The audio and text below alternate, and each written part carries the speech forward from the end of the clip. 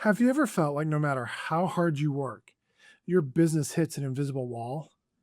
I mean, you've got skills and you've got passion and you've got lots of ideas, but somehow your bank account and your calendar don't reflect your current business reality.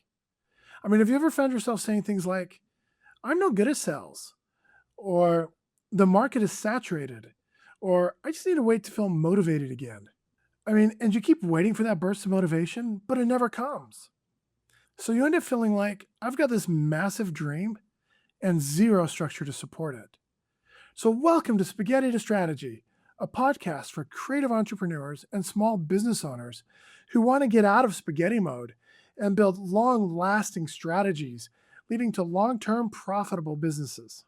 I'm Bill Walker, and joining me today is my good friend Greg Lawrence, and we've been exactly where you are.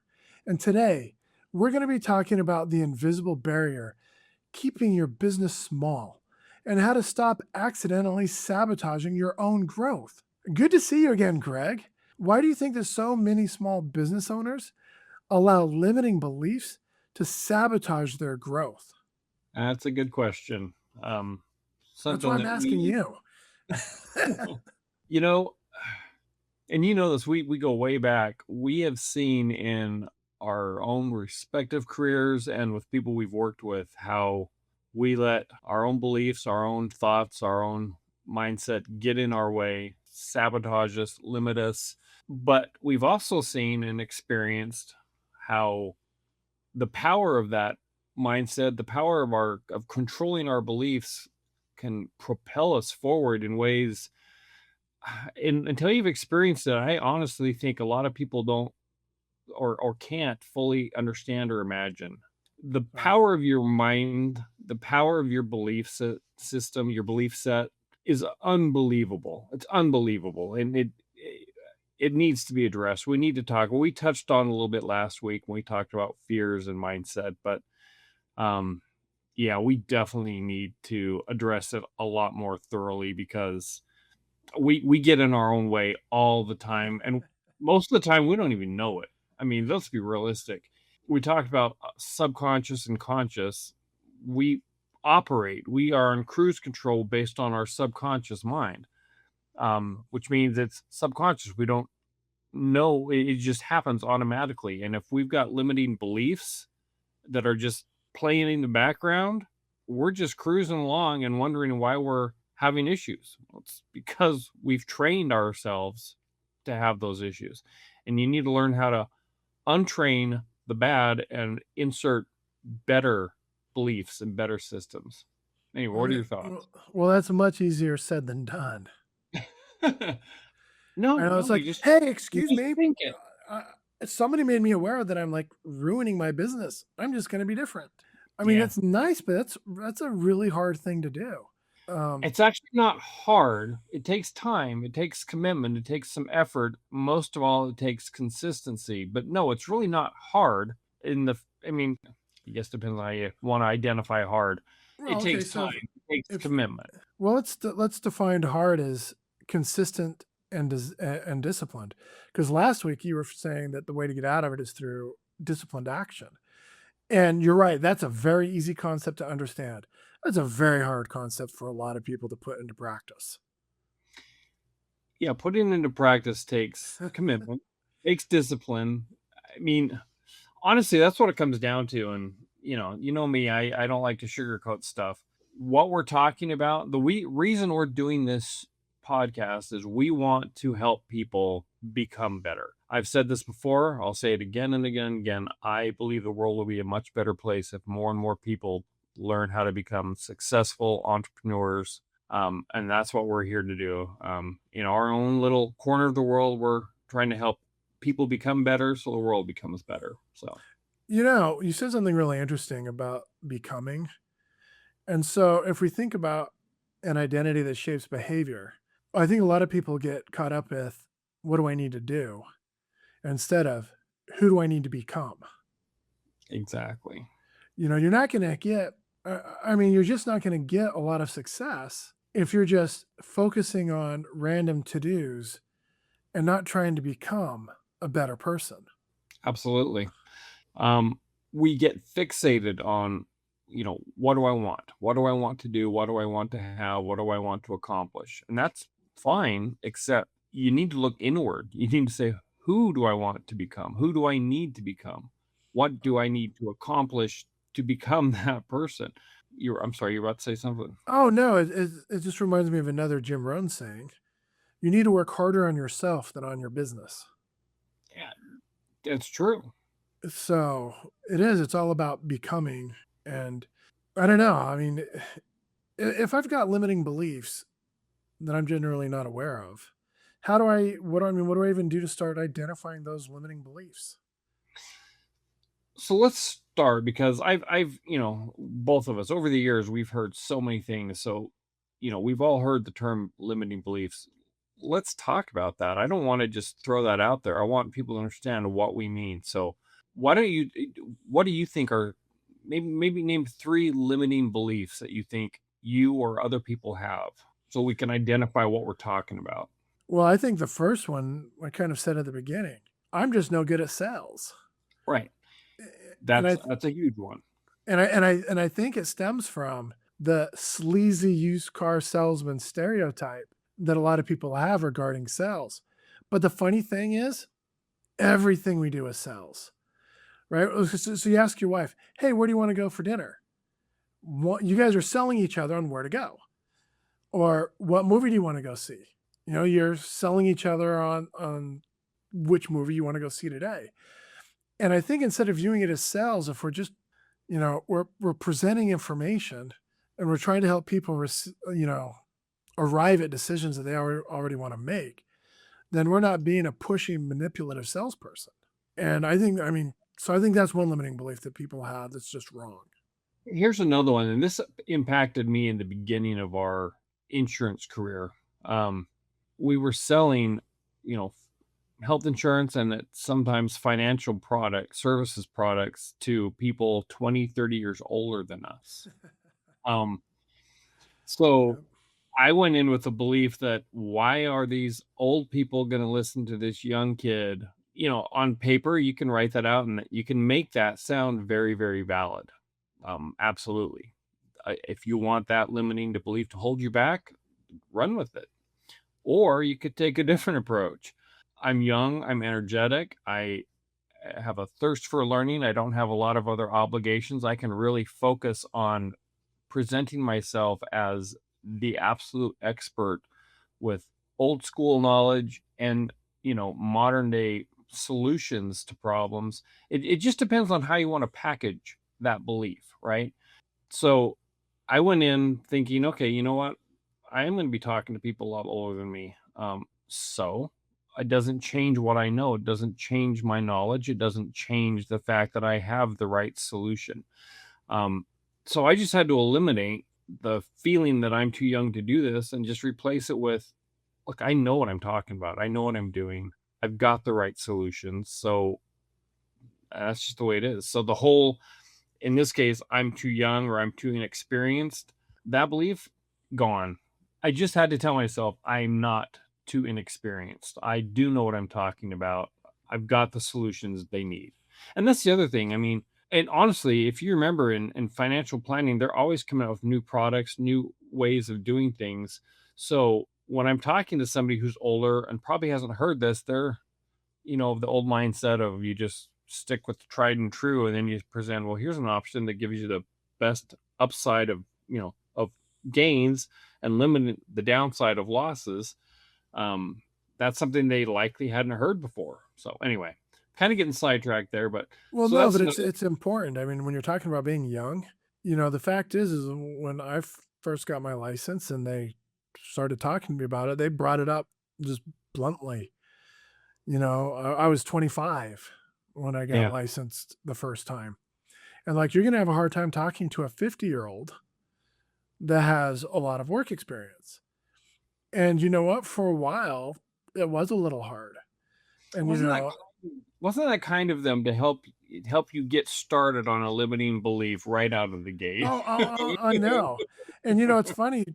After I left the whole insurance and financial world and went into lending, very quickly I developed the attitude of I don't really care if you're older than me or how much money you make. The fact is, if you want this loan, the only way it works is if the maths.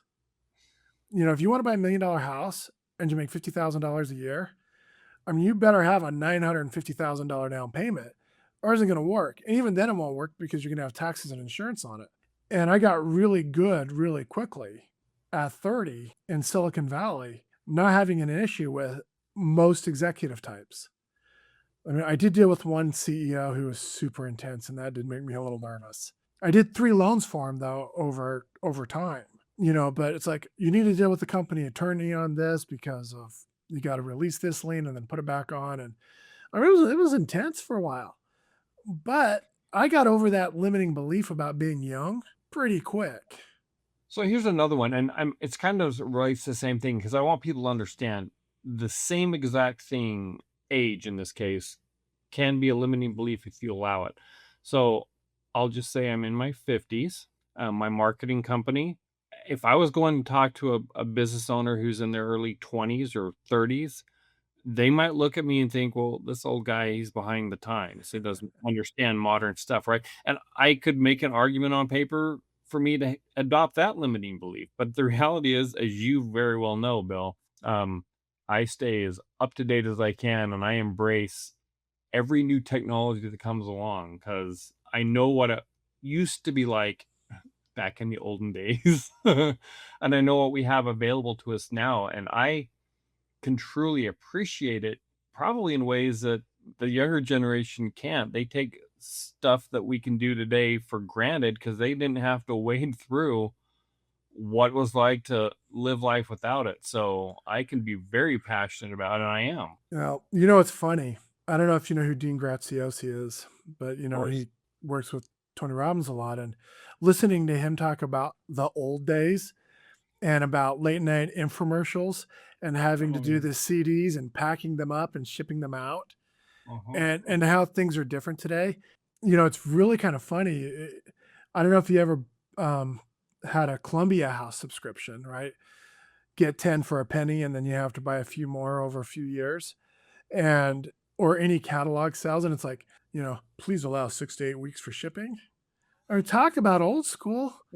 Amazon's made it that if you live in a big city, if you order at 8 in the morning, by afternoon you've got your product a lot of Yeah. the times. And if not, you're generally the next day. And on the far out occasion, it might be 2 days. Yep. Everything is different. Us Gen Xers probably have a lot of difficulty sometimes relating to Gen Z people. And in a lot of ways, it's probably true. Probably not in the ways that you're describing it because we're keeping up with the same technology. The cool part is we got to watch it grow and develop. They were just born with it. They don't know what life is like without an iPhone. Exactly.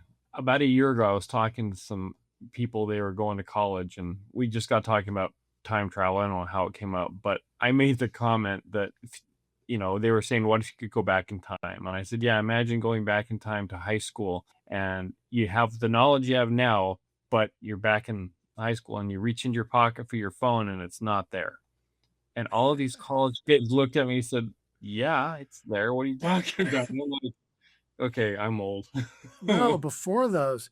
Yeah. All right. So we're not going to digress too much on that. That could be a whole fun separate episode of technology between when we Hey, grew up and now. But let's do it. So we've got a couple of limiting beliefs. We like I'm no good at sales. We've got the age one, if you're young dealing with older people, and if you're old dealing with younger people. And another one, especially like right now, since this is going to go on YouTube, is the market is saturated. yeah, And here's the thing, if we want to use the age stuff, our podcast genuinely may not appeal to the 20-year-old. And that's okay. But if you want to build a profitable and sustainable business and a global audience, you don't need to reach 1 million people. Depending on what you're selling. I mean, if you're a carpet cleaner, I mean, just think of what 100 raving fans would do to your business. yeah, exactly. So for those of you that live in Phoenix, you develop a pool cleaning business because, we need our pools cleaned here in Phoenix because it's hot and we got to get out of the heat. And so we're getting to the pool. You go service 1,000 people over a few years. Your business is set. Yeah. No, I was just saying, I mentioned in a previous episode my friend who's starting this pool cleaning service. And yeah, we were going to go see a show yesterday. And for those that don't know, Monday night we had a huge monsoon. Today's Wednesday. So we were going to go to a movie on Tuesday. And he calls me, he's like, I can't do it. He's like, I've been cleaning these pools all day because it's just beating him up. But he only needs, if he had 100 clients, 20 pools a day, 5 days a week, he's set.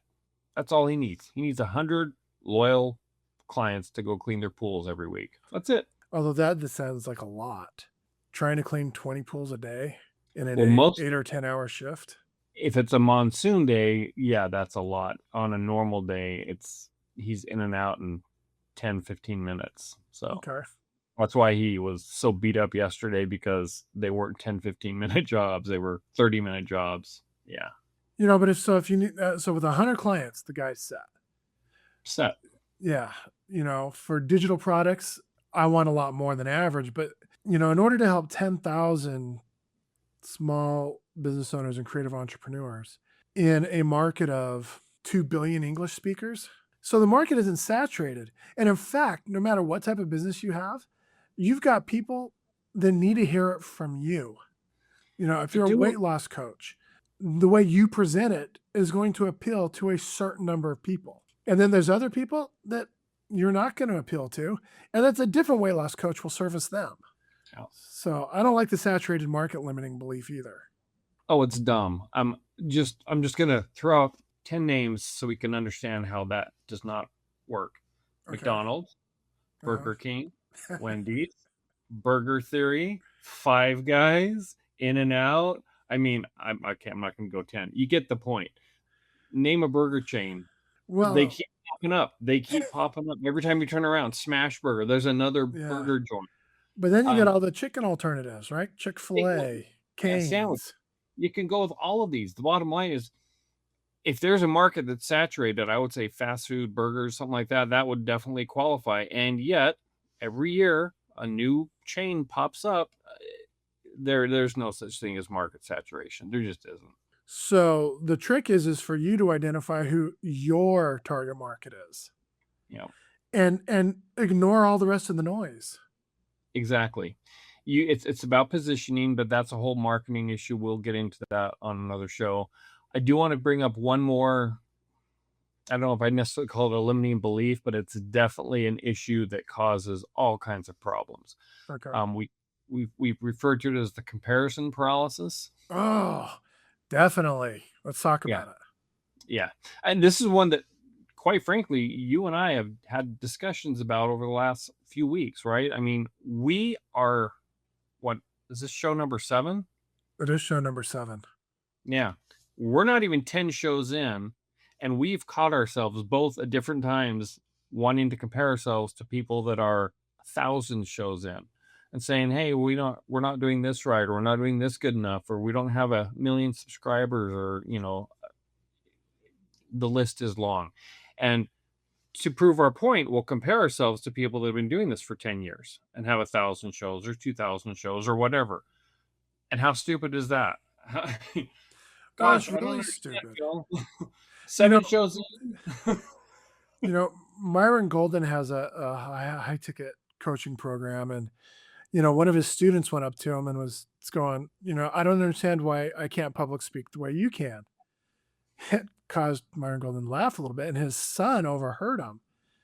And it was like, Dad, when was the last time you went a week without delivering a public speech? And it had been, like 3 decades.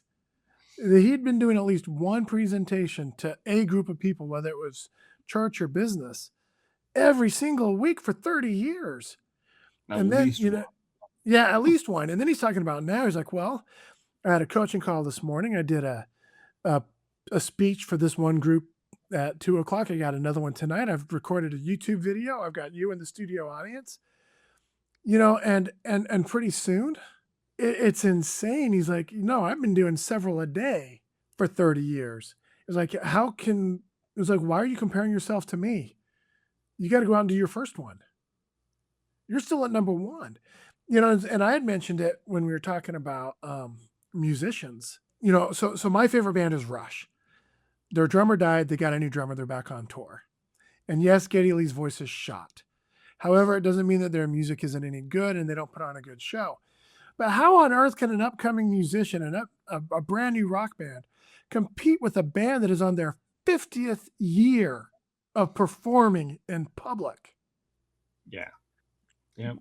That's just stupid.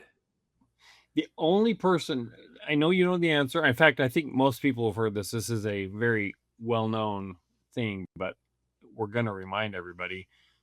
Who should you always, always compare yourself to? Bill? Yourself? Yeah. Yourself yesterday, 5 Yeah, minutes ago. Okay. That's the only person you should and can and compare yourself to. How are you right now today, better or worse than who you were yesterday, 5 minutes ago, a week ago? Take your pick, right? That's who you absolutely. need to be comparing yourself to. And that's the only person you need to compare yourself to. Yeah, today's Wednesday. So the day we're filming this is Wednesday. It's the day that I have my adult piano students. And oh my goodness, every single week somebody's making a comment about that they haven't reached a certain level yet. And I always remind them, okay, cool. You've been doing this a year. I've been doing it for 47 years. Stop comparing. And then if and I find myself comparing myself to other pianists, and it's like, well, due to nerve damage and my own personal choices of wanting to do business stuff, I can't practice 10 hours a day like the current concert artists that are on tour with the symphonies. And trying to compare myself to them is stupid. I mean, Yeah. one, I don't want to be that person. And so if I can't play that piece, okay, that's fine. That doesn't make me any less of what I can do. I do what I want to do. I can learn certain things if I choose to. I choose not to because I'm doing other things. And physically, it's really bad for me to play certain things. But if you're a new student, just compare yourself to what you did last week. How much did you practice this week? If you're a salesperson, how many sales calls did you do this week?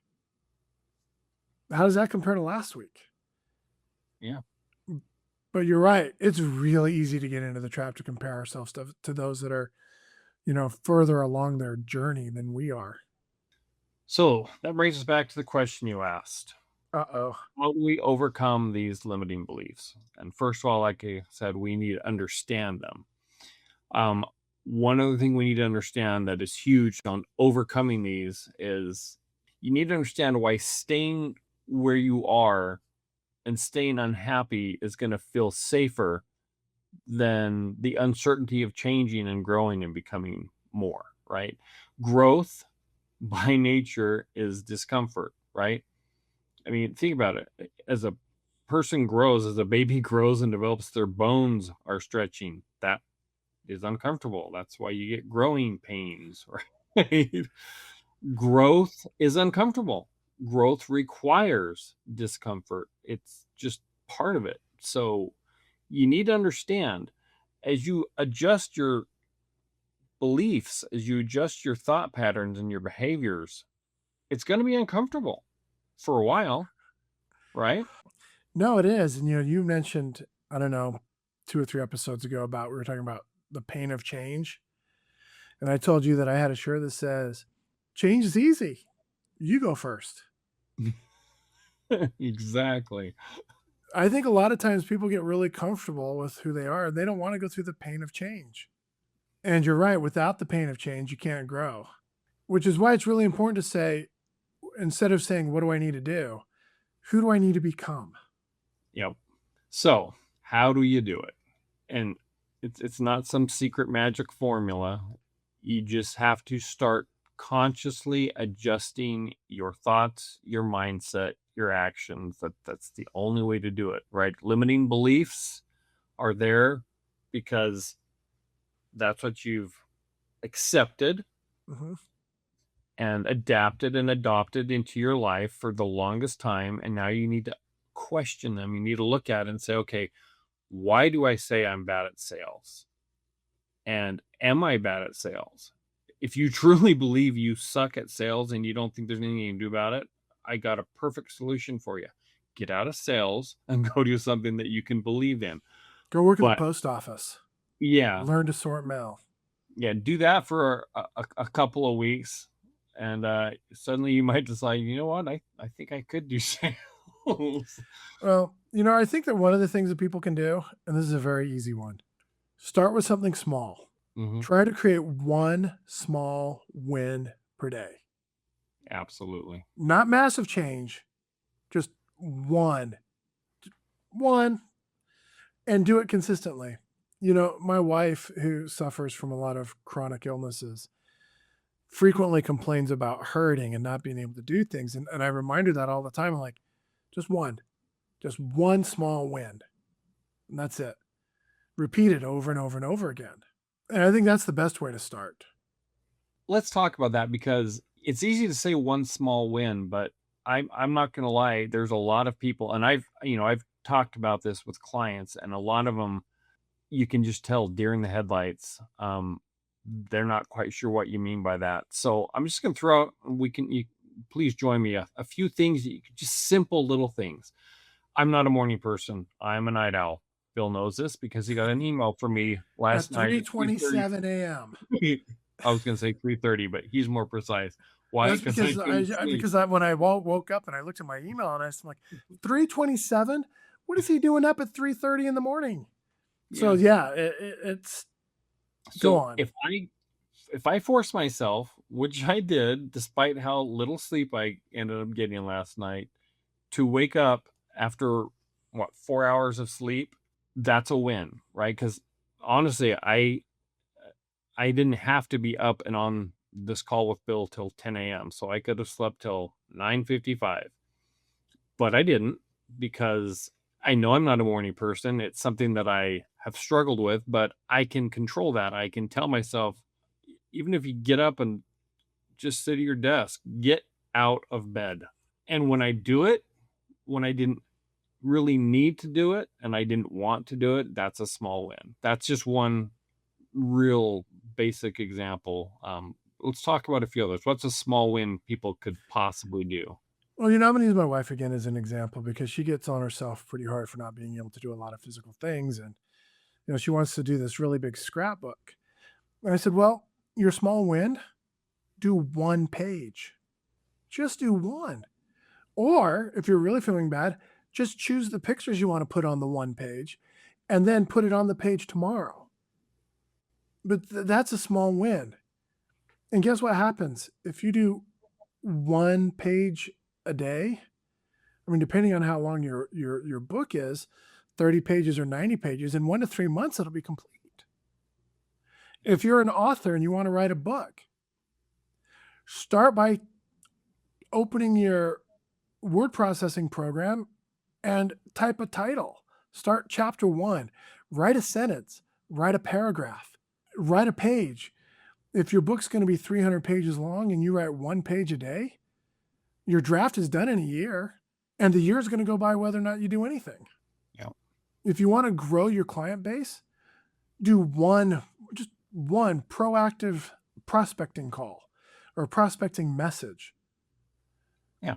If you're not posting regularly, do a single social media post every day. That's easy. Just If it's one. something you're already doing, make a phone call. Call a client. Call a former. Again, back to carpet cleaning. Do you know how easy it would be? I had a database of former clients, or customer database of roughly 10,000 people.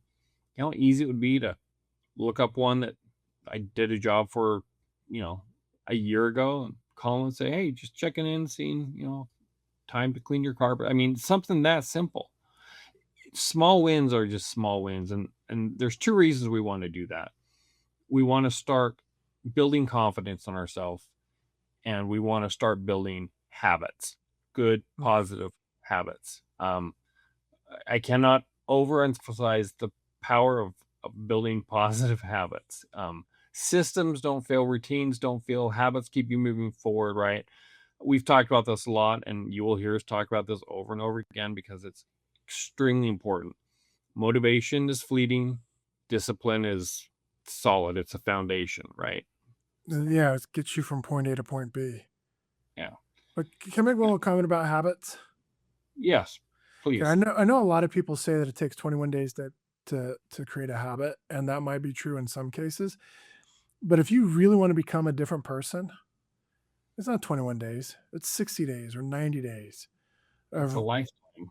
yeah, well, right, but hopefully it becomes a habit that you just continue to do. And about the lifetime, for this one we'll use weight loss. People diet endlessly. They're always on a diet. And I think, well, the first thing you need to do is reframe your relationship with food. And you need to change your lifestyle. And then you're not dieting every day. This is just the way you live. And one of my adult students who's lost a lot of weight has told me that's how he did it.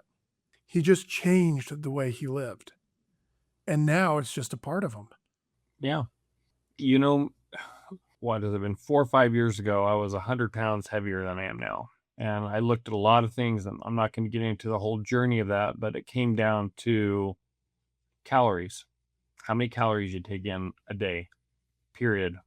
There's some variances that this is not a weight loss program, but I will tell you that um, I learned that I had a certain number of calories I could spend each day, right? And when I spent them, I was done. So if I wanted to have a high calorie piece of cheesecake, I could, but that meant I wasn't eating a whole lot else that day, right? Or if I wanted to eat a ton of stuff, I had a lot of vegetables. I mean, like you said, it's just about habits. It's about changing the way you live, changing the way you do things. So, So should we give a challenge? no, please, I love challenges. Challenges are excellent. All Let's right. hear it. So this is what I want y'all to do this week. And, preferably today. Pinpoint one limiting belief that you have used as an excuse this week to avoid doing something difficult.